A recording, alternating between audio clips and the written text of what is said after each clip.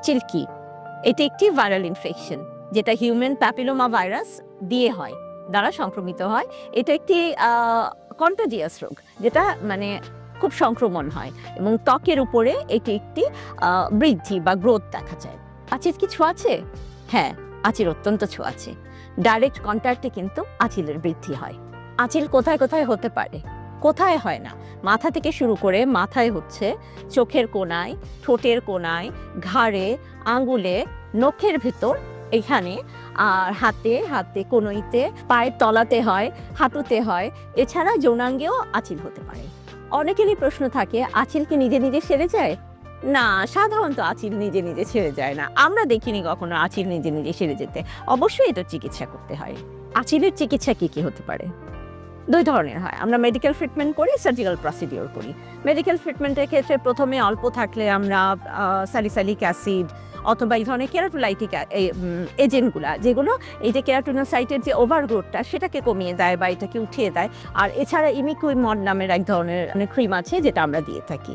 আর maximum ক্ষেত্রে আমাদেরকে surgical প্রসিডিওরে যেতে হয়। তার মাঝখানে হচ্ছে ক্রায়োথেরাপি, আমাদের নাইট্রোজেন গ্যাস দিয়ে যে ক্রায়োথেরাপিটা দিই সেটা দিতে পারি। আমরা ইলেকট্রোসার্জারি, যেটা কটারাইজেশন করা হয়, ইলেকট্রো করে এটাকে কটারি করে আস্তে আস্তে বার্ন করে উঠিয়ে দেওয়া হয়। আর একদম নিউয়ার ট্রিটমেন্ট আমরা যেটা করি লেজারটা হচ্ছে গিয়ে কার্বন ডাইঅক্সাইড লেজার।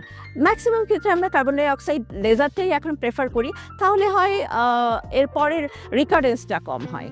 আর এছাড়া অনেক ক্ষেত্রে খুব বেশি বড় হলে বা ওয়াইড স্প্রেড হলে আমরা অনেক সময় এমনও হয় দিয়ে জেনারেল অ্যানেস্থেসিয়া দিয়ে সার্জিক্যাল এক্সিশনও করা হয়। তবে এই ক্ষেত্রে একটু স্প্রেডের টেন্ডেন্সি থাকে, তো আমরা একটু আমরা প্রেফার কম করি। ছোট হলে তো আমরা চেষ্টা করি যে এই ধরনের সার্জারি দিয়ে করে ফেলতে, কিন্তু বড় ক্ষেত্রে আমরা সাধারণত এরকম করি না। অনেকেই জিজ্ঞেস করেন, আঁচিল কি ক্যান্সারের রূপ নিতে পারে? পারে, অনেক সময় এটা থেকে ক্যান্সারের রূপ নিতে পারে। আঁচিল প্রতিরোধে আমাদের কি করণীয় অনেকেই জানতে চান। প্রতিরোধের ক্ষেত্রে ধরেন যাদের হয়, যাদেরকে আপনারা দেখেছেন হয়েছে, তাদের কাছ থেকে একটু দূরে সরে থাকতে হবে। এটা বাচ্চাদেরকে একটু বুঝিয়ে বলতে হবে। হয়তো আপনি কোইন্সিডেন্টালি দেখলেন যে অন্য বাচ্চার আছে বা কিছু, বা আপনি নিজেও খেয়াল করলেন যে এরকম কিছু।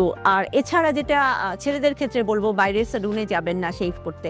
সুইমিং পুলের ক্ষেত্রে সুইমিং পুলে আপনি যাওয়ার আগে যেমন শাওয়ার নেবেন, এসে অবশ্যই ভালো করে শাওয়ার নিয়ে নেবেন। এই জিনিসগুলো একটু খেয়াল করবেন, যেহেতু এটি সংক্রামক রোগ, সেই জন্য আপনারা চেষ্টা করবেন যেন সংক্রমণটা থেকে নিজেকে একটু দূরে সরিয়ে রাখা যায়। আঁচিল হলে কি ব্যথা করে? অনেকের প্রশ্ন থাকে, আঁচিল হলে ব্যথা করে? সব ক্ষেত্রে না। হাতে হলো, আঙুলের মাঝে বা নখের ভিতরে হলো, সেই সময় ব্যথা করে।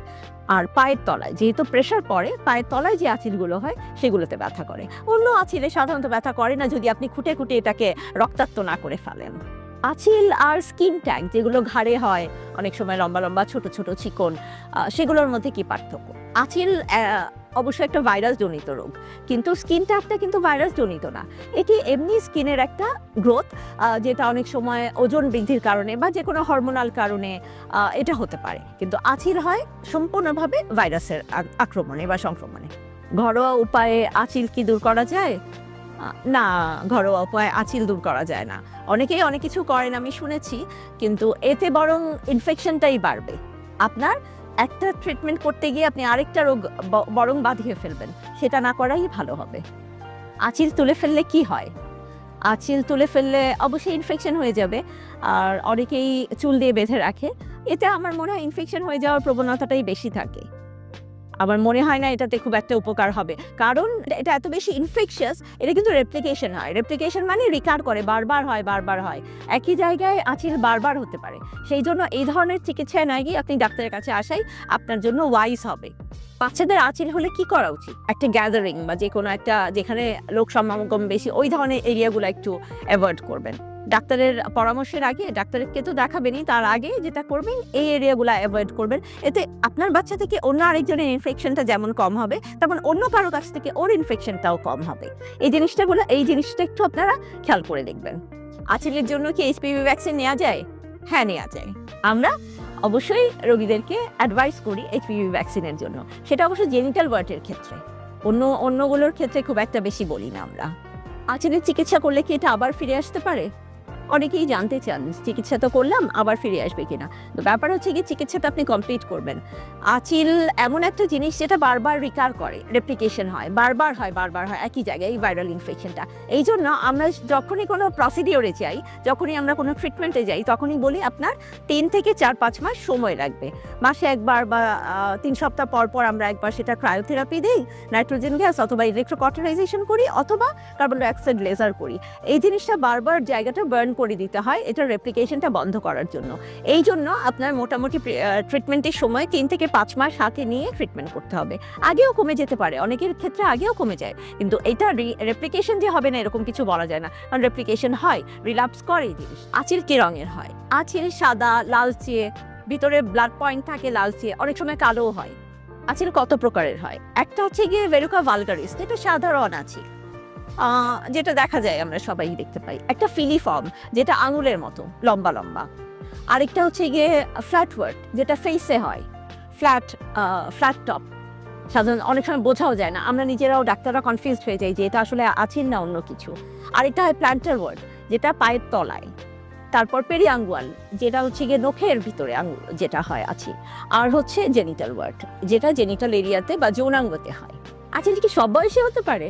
সব বয়সে আঁচিল হতে পারে, যেহেতু এটা সংক্রামক, অন্য যে কারো কাছ থেকে এই সংক্রমণটা আসতেই পারে, যে কোনো বয়সে আঁচিল হতে পারে। গর্ভাবস্থায় যদি আঁচিল হয় তখন কি করব আমরা খুব লাইট কিছু দিই, স্যালিসাইলিক অ্যাসিড, যেগুলো কেরাটিনোসাইটকে উঠিয়ে ফেলে, যেটা কেরাটোলাইটিক এজেন্ট যেটাকে বলে, সেই ধরনের কিছু দিয়ে হয়তো ট্রাই করি। আদারওয়াইজ অন্য কিছু আমরা সার্জিক্যাল প্রসিডিওর বা কোনো কিছুতে গর্ভাবস্থায় যাই না। আঁচিল কি একই সঙ্গে শরীরের নানান অংশে হতে পারে? অবশ্যই হতে পারে, অনেক জায়গাতে হতে পারে। চোখের কোনায় হলো, মাথায় হলো, হাতে হলো, অনেক জায়গায়। মানে একটা থেকে আরেকটার কন্ট্যাক্টেও তো অনেক সময় বাড়ে। হাতে হলো, আমি মাথায় হাত দিলাম, মাথায় হবে, ঠোঁটে এখানে হবে, যে কোনোখানে হতে পারে একই সঙ্গে। আঁচিলের জন্য আপনারা কোন ডাক্তার দেখাবেন? অবশ্যই চর্মরোগ বিশেষজ্ঞ দেখাবেন, কারণ এটি চর্মের একটি রোগ। আঁচিল যদি বহুদিন পর্যন্ত থাকে ট্রিটমেন্ট ছাড়া, মানে আনট্রিটেড, তাহলে কি হয়? প্রথমে অনেকের তেমন কোনো ক্ষতি হয় না, কিন্তু তখনই সমস্যা হবে যদি এটার কালারটা চেঞ্জ হয়, এটা যদি আকারে বৃদ্ধি পায়, তারপর এটা থেকে যদি ব্লিডিং হয়, রক্তপাত হয়, এটা থেকে ক্যান্সারের রূপ নিতেও পারে। আঁচিলের রং যদি বদলাতে থাকে তাহলে কি এটি বিপজ্জনক? নিশ্চয়ই বিপজ্জনক। এটি সাধারণত সাদা কালোই দেখা যায়, হালকা হালকা বাদামি কালার দেখা যায়। এটি যদি রং বদলায় এবং এটা থেকে যদি রক্তপাত হয়, অবশ্যই ডাক্তারের পরামর্শ নেওয়া উচিত, এবং এটা বিপজ্জনক। আঁচিল কি মাথার ত্বকে অথবা চুলের মধ্যে হতে পারে? হ্যাঁ, অবশ্যই হতে পারে। মাথায় ফিলিফর্মা আঁচিল, যেটা লম্বাটে হয়, সেটা হয়। অনেক সময় মোটা, যেটা মোজাইকের মতো দেখতে হয়, সেরকম হয়। মাথার ত্বকে অবশ্যই দেখা যায়। খাদ্যাভ্যাসের সাথে কি আঁচিলের আসলে কোনো সম্পর্ক আছে? না, খাদ্যাভ্যাসের সাথে আঁচিলের কোনোই সম্পর্ক নেই। আঁচিল কি ঋতুচক্র অথবা হরমোন পরিবর্তনের কারণে বাড়তে পারে কিনা? সাধারণত হরমোনের সাথে আঁচিলের তেমন কোনো সম্পর্ক নেই। হরমোনের সাথে সম্পর্ক আছে স্কিন ট্যাগের। স্কিন ট্যাগ অনেক সময় হরমোনের পরিবর্তন হলে বেড়ে যায়। আঁচিল কি রাতে বেশি চুলকায়? আঁচিল তো মোটে চুলকায়ই না, রাতে চুলকাবে কেন? আঁচিল কি জন্মগত নাকি? আঁচিল জন্মগত না, আঁচিল জন্মগত হতে পারে না, কিন্তু যদি ভাইরাস ইনফেকশন জেনিটাল এরিয়াতে, জেনিটাল ওয়ার্টের ক্ষেত্রে থাকে, এইচপিভি ভাইরাস আক্রান্ত মায়ের থেকে সাধারণত বাচ্চাদের হতে পারে, কিন্তু ইউজুয়ালি আঁচিল জন্মগত না। আঁচিল সারানোর পর দাগ কিভাবে দূর করবেন? আঁচিল সারানোর পর দাগ থাকে, হ্যাঁ এটা সত্যি কথা। যে কোনো ধরনের প্রসিডিওর করলে আমরা, সেটা ক্রায়োথেরাপি করি বা ইলেকট্রো করি বা CO2 লেজার করি, একটা দাগ হয়, এটাকে পোস্ট ইনফ্লামেটরি হাইপার পিগমেন্টেশন বলে। এটা অনেক সময় অনেকের ক্ষেত্রে অটো চলে যায়, একটু অপেক্ষা করলে 2-3 মাসের মধ্যে চলে যায়। আর যাদের চলে যাচ্ছে না তাদের তো আমরা অবশ্যই দাগে ট্রিটমেন্ট করতে পারবো। দাগে ট্রিটমেন্ট করলে এটা আলটিমেটলি ভালো হয়ে যাবে।